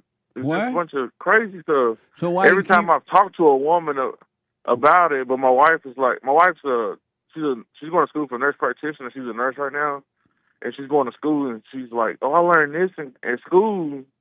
Men, you need to cry more. You should talk to licensed. Are you seriously thinking about counseling with a woman? I don't know. I'm trying to get some advice. I thought about it for a second, but I'm like, how is this going to work out? She's going to be on her side, right? I mean, No, it never not worked out that for me. she's going to be on your wife's side. It's just that a man should never, ever tell a woman his weakness. He shouldn't show it nor tell her, because women are going to only hate you for your weakness. In their nature, because of the God in Christ, Christ in man, man of a woman, the woman looked to the man for the light. She should look to God and not the man, but she's subject to the man. And if you go and talk to this woman about your issues, not only is the female counselor going to judge you, so will your wife, and your wife is never going to respect you. And she never will let you forget your weakness. It just doesn't work that way. It's not created by God to work that way. Yeah, you're right, man. You're right. So I didn't realize. I didn't realize what you were saying was true until I went and forgave. Yeah. When I went and forgave my mom and all that stuff, and I started like listening to your show and opened my eyes, and I changed my perception on things. And it's like, man, every time, like it sounds funny and it sounds cliche when you say that, but every time I listen to a woman head on, I suffered like big time. Even God like, even my mom. Even your mother what? Even my mom was like my ex-wife. She's like, you should listen to her. You need to listen. You need to, like, she would just give me advice about my ex-wife and like telling me, you need to cater to her. She a black queen. You need to cater to her. You should never make her upset. Happy wife, happy life. She would just like brainwash me and like turn me into a slave to women.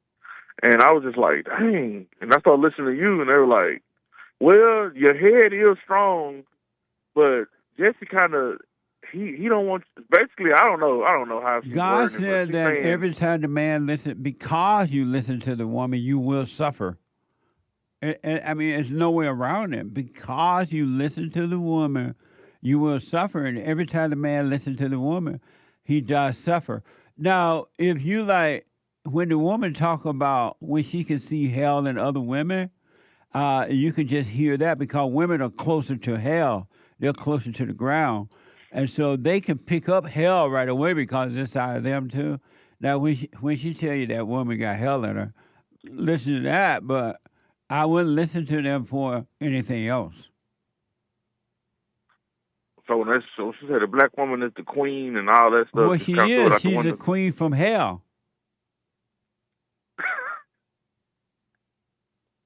Come on, Jesse. How can I explain this to somebody without offending them? Just like this. You're right, wife. They are queens, but they're the queen of hell. They're the queen of Satan. Amazing. You explain it like that. Because of time, I got to run, Terry, but are you doing the silent prayer and all that? Man, I do it in the morning time. When I get out for work and I go to sleep. I start the silent prayer, but I go to sleep. Well, at least do it as soon as you get home or whatever, because you want to become more conscious. You want to be present. You want to be in the light so you can see how to deal with your wife and everybody and every situation, all right? Yes, sir. But I wouldn't advise you fall for this lie that you should be emotional. Women are not happy, emotional. They're very insecure. They worry. They stress. They insecure and everything. They're not happy being emotional at all, and so they think that if they can make the children and everybody else emotional, it's going to make them feel better. But they only get worse. They don't get better. Hey, Jesse, man, thank you for all your hard work, man. You're welcome. You stay with it, stay with it, stay with it, all right? Yes, sir. Thank you. All right, buddy. 888-7753-773. Rodney is a first-time caller out of Illinois. Rodney, happy White History Month. You're on the air. 8th year of Happy White History Month. Awesome. Amazing. Amazing. Can you hear me all right? Yes, sir. All right. My name's actually Ramiro. I don't know why I lied about it. Nobody I know listens to this show anyways. Yeah, just don't say your last name, though. Okay. So I prayed for a sign, and I actually got it. But now I'm wondering, was that from the Heavenly Father or Satan? So let me tell you what's going on. I dated this woman for 2 years. Hold on. Can you hold? Let me take a quick break. Yeah. Hold on. I'll come right back to you. I want to go quickly back to Rodney, a first-time caller out of Illinois. Rodney, thanks for holding. Go ahead. You asked God for a sign, and what happened? Yeah, I was dating this girl, and I found a cancer. My doctor found a cancerous tumor in my colon, and so they wanted me to do 6 infusions. I did 3, and I decided, screw it, I don't care if I live or die. So I realized I don't even love myself. So I broke up with my girlfriend because I figured I'm not even qualified to be dating anyone.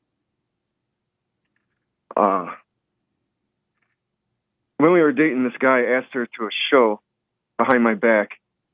I told her that this guy's a snake for doing that. That seems disrespectful. Do you agree with that? Yes, without your permission, absolutely. Right. She didn't see it that way. She thought it was okay.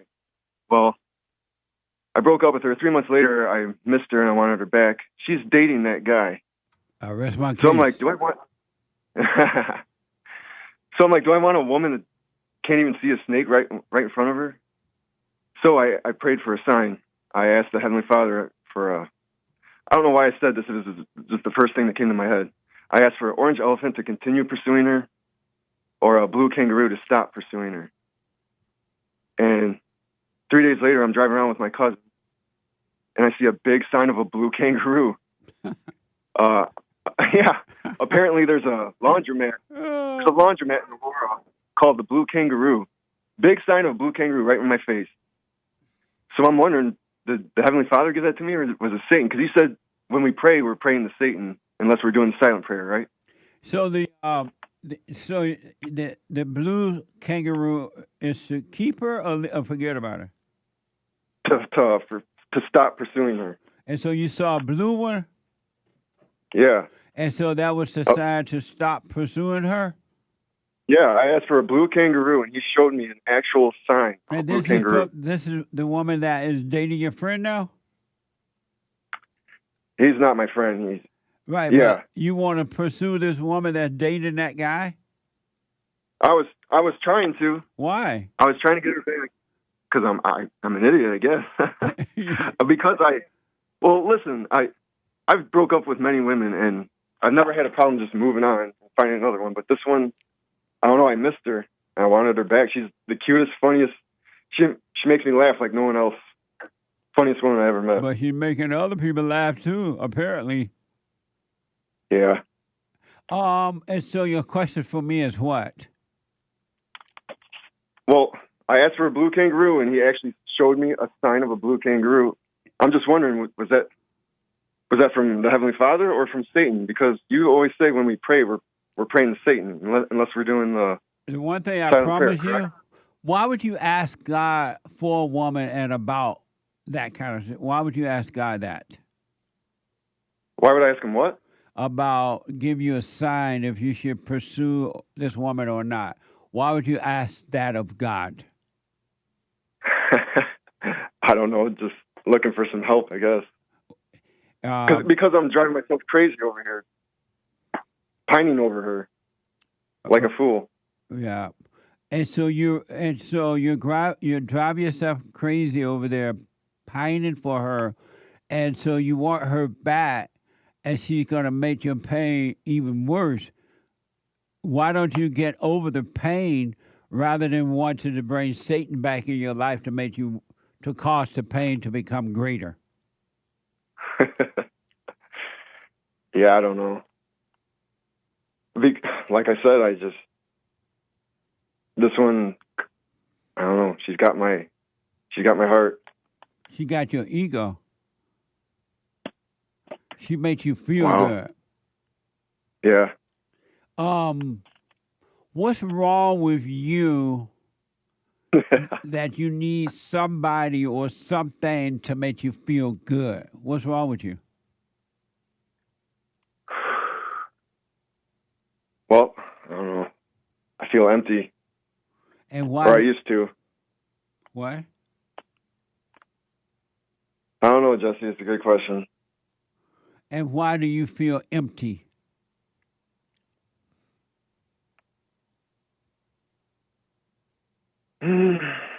Well, I used to. I don't know. I feel like I have the Heavenly Father now. If you felt like you had the Heavenly Father, you wouldn't feel empty. You wouldn't be empty. Why do you feel empty?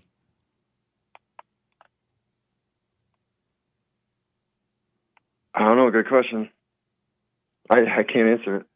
And so, since you don't know why you feel empty, why do you think a woman or anything physical can solve or fill up that emptiness? Why do you think it's physical that you need?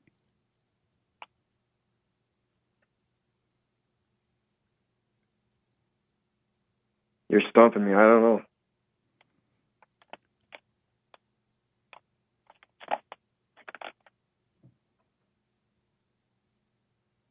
I don't know, Jesse. Have you heard me say drop your anger? Yes. Have you done that? I'm trying to. I feel like I need to go to this guy and forgive him for doing that to me so I can let it go. Have you forgiven your mother? Yes, and my father. You went to them? What was that? You went to your mother? Yes, I went to her and had the discussion, yes. Okay. The reason that you're feeling empty because you have not returned to the Father. You got to drop your anger, do the silent prayer, and stay and die from your imagination, your ego. Right. That's what I'm trying to do. But you're not the trying silent to. prayer. If you're not trying to do. If you're trying to get this woman back. All right. What do you think about that? I think you're right. Why don't you suffer the ego death, meaning suffer the loss of your imagination and emotions so you can return to the Father and that emptiness will be taken away from you. It will be fueled by the Spirit of truth. It will be fueled by the Spirit of God, and you will want for nothing anymore. So this silent prayer, is it more like just listening? It's listening for messages from him? No, it's about watching and not you. Watch those thoughts that says, I'm lonely, or I'm empty, or I'm afraid, I'm stressed, I'm suicidal, I'm this and I'm that. You watch that and don't call it you. Be aware of those thoughts. Don't do anything about them, but be aware of them, and the Father will destroy the darkness. Those are dark, evil spirits in you. And if you really want God's help, you got to surrender all of that to God, and He will take them away from you. And you'll be free. And you will have no void, no loneliness, or anything ever again. Is there a set amount of time that you're supposed to just sit there and do that? I recommend 30 minutes, but when you first start out, 10 minutes, 15, 20, and you'll grow into time. But at least 10, 15, 20 minutes to start. All right. And and that woman, you should be glad to see that she is not from God. And that guy, be glad to see that he's not your friend, and don't be mad. Excuse me. Don't be mad at either one of them. They cannot help. They're blind like you are. They can't help themselves. They can't see. Don't have anything to do with them, but don't be angry. Right. I agree. And when you feel lonely, don't ever say, I'm lonely again. You're not lonely. That's the ego nature that you need to die from. God said, and it's Bible thumping Thursday, if you want to live, you must die. You got to give up a life to get a life. And the life you have to give up are your thoughts, emotions, your ideas, your belief, and all of those things. You got to die from that so you can be free. All right.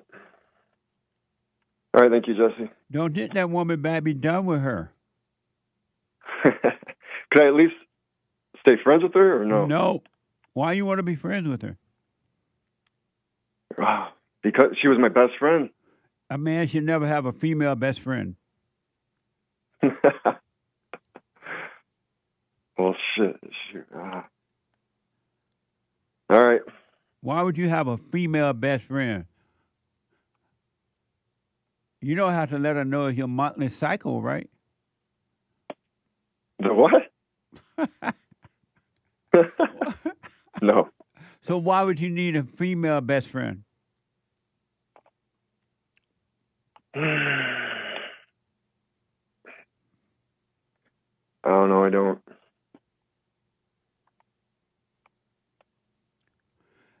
Did God say to seek first the kingdom of God and all things will be added unto you? Or did he say seek a woman? Seek God. So why are you seeking a woman? Because if you seek the woman, Satan's going to give you a woman and will always be the wrong one. It will never work because that woman will become your God and you will not know how to deal with her. You are right. Why are you seeking a woman? You shouldn't even be thinking about a woman. You should be thinking about seeking what's right, the truth. Put that first before everybody or everything. Okay. And then when you do that, life will work for you perfectly. But if you're seeking a woman or money or whatever, that will become your God. And I'm repeating myself, but it will destroy you because it will always let you down. There's no peace in that. You're not supposed to be thinking about a woman. You're supposed to be thinking about seeking God. All right. Okay. How old are you? 44. So I highly recommend you do the silent prayer, watch those thoughts, and don't call loneliness you again. When you feel lonely, don't say, "Oh, I'm so lonely for that woman." It's enough to say, "I see those thoughts, I feel the pain, but it's not me. I'm not the pain," and you will be made free. But if you take that woman back, try to be friends and everything, I promise you, you will regret it. It will not work. All right. What do you think about that? Any question about that? I think you're right. I usually agree 99% of the time with you, so yeah. So it's time for you to overcome the world, man. And she did not like you. She did not want me listening to you. Because she doesn't want you to know the truth. She wants to control you. Right. All right. Thank you, Jesse. All right. I wish you well. All right. Have a good one. You too. Absolutely. Let me ask, because of time, and I don't want to repeat that over and over again. Is it ever okay to arrest a person while they're in a church service? I mean, of course. Well, you broke the law. You broke the law. What does the church have to do anything with it? WFLA is reporting that in this shocking clip, Sheriff Judge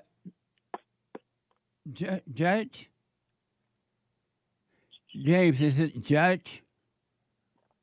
Judge team arrested a murder suspect in the middle of a church service. Watch this from WFLA. I don't believe he would have tried to have harmed me. If he did, it would have been his last worst mistake. A Hillsborough County murder suspect may have spent his last moments of freedom listening to a sermon from the Polk County Sheriff, Grady Judd.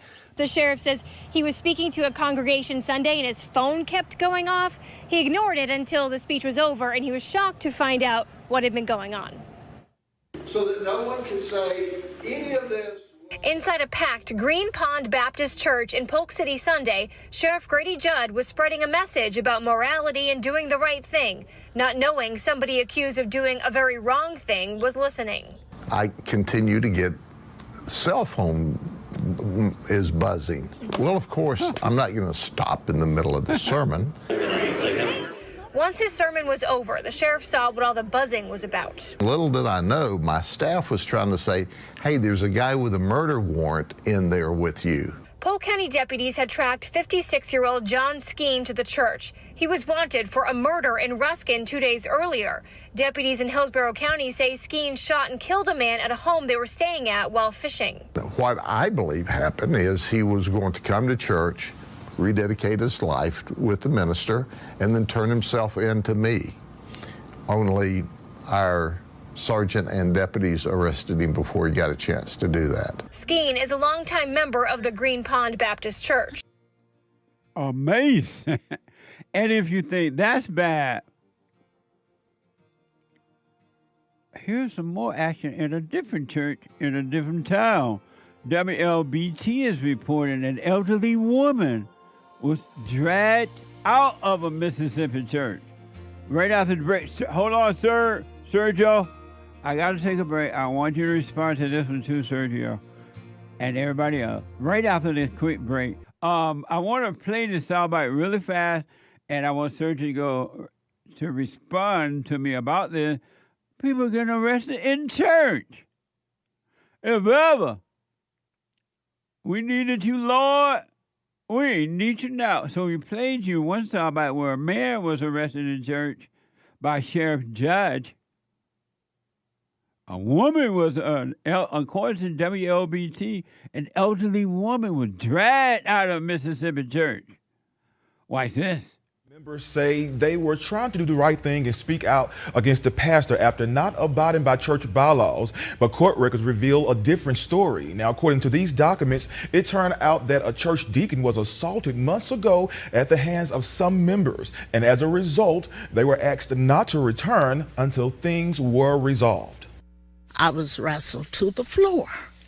One got my right arm, twisted it. I said, "Oh, you're hurting me." Let me help you. That's how longtime member Allie Thompson recounts what she calls a painful and chaotic Sunday morning. Thompson could be seen being dragged out of the mother's board section and out the door by two Scott County deputies. According to Scott County Sheriff Mike Lee, she and other members received court-ordered letters not to attend services any longer. However, Lee told us they violated the court's order and came to service anyway. Others learned Sunday they were stripped of their longtime positions. I am the Sunday school teacher here.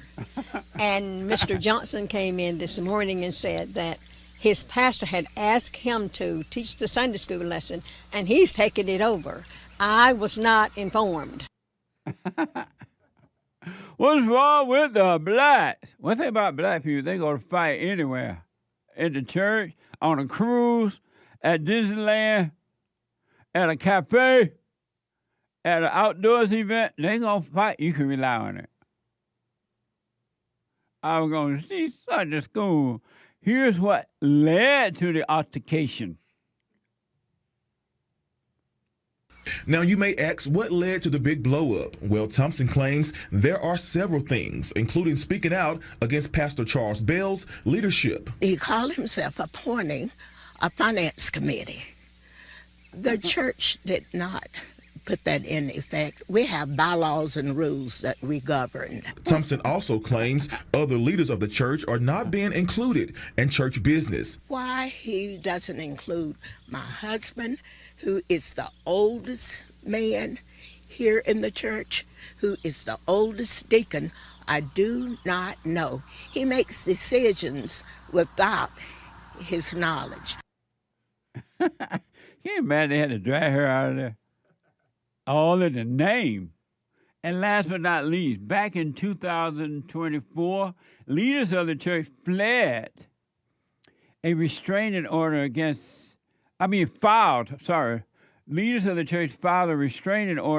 others against others.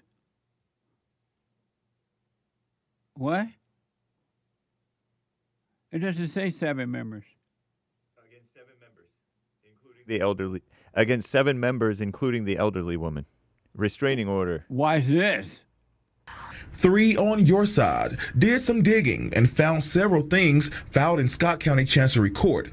Back in 2024, leaders of the church filed a restraining order and preliminary injunction against 7 members, including Thompson. It claimed that those members assaulted a deacon both physically and verbally on September 15th, 2024. He had to be hospitalized.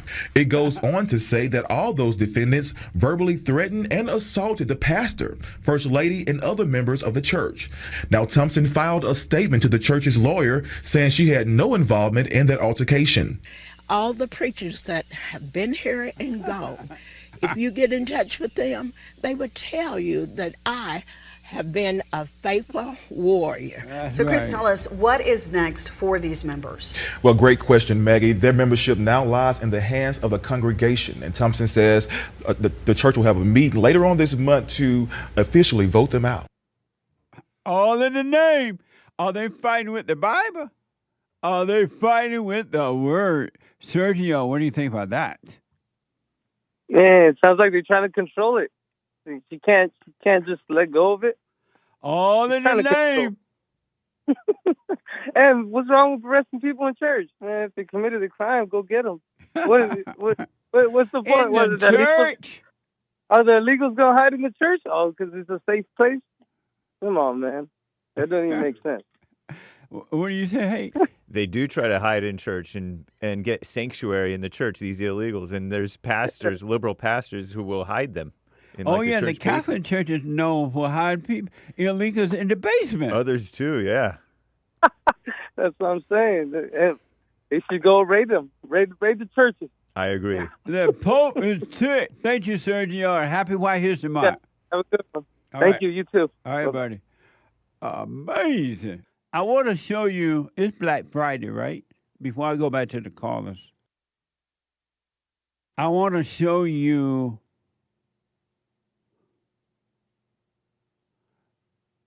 what it was when I was growing up. What my country was like and what black people were like before the civil rights, the so-called civil rights movement, which was civil wrong movement. And the blacks have gone downhill. They have never returned. And they've only gotten worse, except for those blacks who are waking up, working on themselves as individuals. But here's the America I remember that doesn't look this way anymore. My country is gone. Here are images of black life in the 90s, from the 1930s to 50s in Washington, D.C. Watch this from X. And I'm showing you this because the blacks don't want you to know this. This is what it was like then. Black kids down the street in skates and look how they dress. Smiles. Look how the lady dressed. The little baby. No gang violence. No welfare. Look at her. Young lady not showing skin everywhere.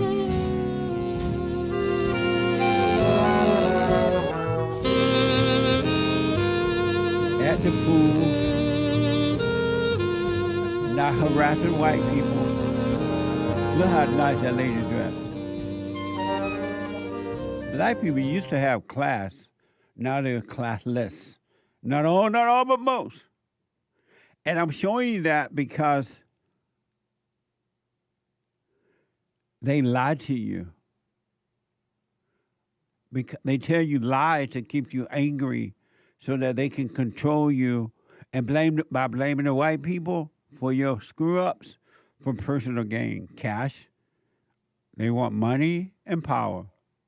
And they're lying to you about the way it was in the good old days. All you ever hear is slavery, slavery. Everything slavery. Everything ain't slavery. So that's how it was then. That was 30s and 50s. I was there. I was a witness to it. And now it's so bad, black people can't do anything wrong. They don't recognize opportunities. They let opportunity pass because they love blaming. They're angry and cannot see.